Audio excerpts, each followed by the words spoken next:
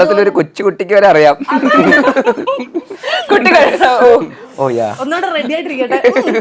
ഇനി ഞാൻ വേറെ കാര്യം പറയട്ടെ. ബേസിലെ ഞാൻ ഈ ലോകത്ത് ഒരുപാട് തരത്തിലുള്ള ലോഗോസ് കണ്ടിട്ടുണ്ട്. ഈ ഒരു കുട്ടിച്ചാത്തൻ നിക്കറിട്ട പോലത്തെ ഈ ലോഗോ ആദ്യമായിട്ടാണ് കാണുന്നത്. ഇത് എവിടെ നിന്നായിരുന്നു ഇതിന്റെ ഒരു ഇൻസ്പിറേഷൻ?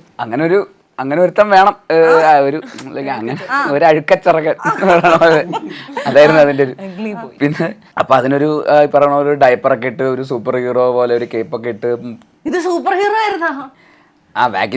കുട്ടിച്ചാത്തൻ നിക്കറിട്ട് കണ്ണട വെച്ചിരിക്കാന്ന ഞാൻ പറഞ്ഞോണ്ടിരുന്ന. ഇവിടെ ബാക്കിൽ കേപ്പ് കണ്ടില്ലേ? ക്യാപ്റ്റൻ അണ്ടർപാൻസ് ആണ് ഓർമ്മ.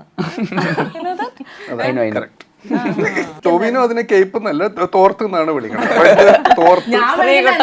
പറയണില്ല. മൊത്തത്തിൽ കണ്ടപ്പോ ഞാനിവിടെ പറഞ്ഞുകൊണ്ട് നടന്ന വേറെ പലതും ആയിരുന്നു. കയ്യിലിരിപ്പിന്റെ ആണ് ബേസിക്കലി. ഇതൊരു ലൈക്ക് അങ്ങനത്തെ ഒരു കൊച്ചി ഇറക്കാൻ റെഡ് കേപ്പൊക്കെ ഇട്ട് തലയിലൊരു മിന്നലൊക്കെ ഇട്ട് അതിലുള്ള പോലെ. അത് ഞാൻ എന്തിനാ ഡിസ്ക്രൈബ് ചെയ്യുന്നത്? അതിപ്പോ ഇതിൽ കൂടുതൽ എന്താ നിങ്ങൾക്ക് കാണുമ്പോ നിങ്ങൾക്ക് എന്തൊക്കെയാ തോന്നുന്നത് അതൊക്കെ തന്നെ. അല്ലാതെ ഞാനിപ്പോ എന്താ ഞാനിപ്പോ അതിനെ കുറിച്ച് വിസ്തരിച്ചോണ്ടിരിക്കണ പിന്നെ എന്തിനാ ഞാൻ പിന്നെ അത് ശരിയാണ്, വളരെ മോശം. അതാണ്. ഷാനിക ഒരു സിനിമ പ്രൊഡ്യൂസ് ചെയ്യുകയാണെങ്കിൽ ഇതുപോലത്തെ എന്തായിരിക്കും ലോഗോയിൽ വയ്ക്കുക? ഇതുപോലത്തെ എന്തായാലും ഞാൻ വെക്കില്ല. ഞാൻ ഈ ചാരിത്രമൊക്കെ മറച്ചിട്ടുള്ള എന്തെങ്കിലുമൊക്കെ വല്ല ഞാൻ കീബോർഡോ അങ്ങനെ എന്തെങ്കിലുമൊക്കെ അത്രേ ഉള്ളൂ. ഷാനിക്കയുടെ എന്തോ ഇതില്ലേ, മ്യൂസിക് എന്തോ കമ്പനി ഇല്ലേ, അതിന്റെ ലോഗോ എന്താ?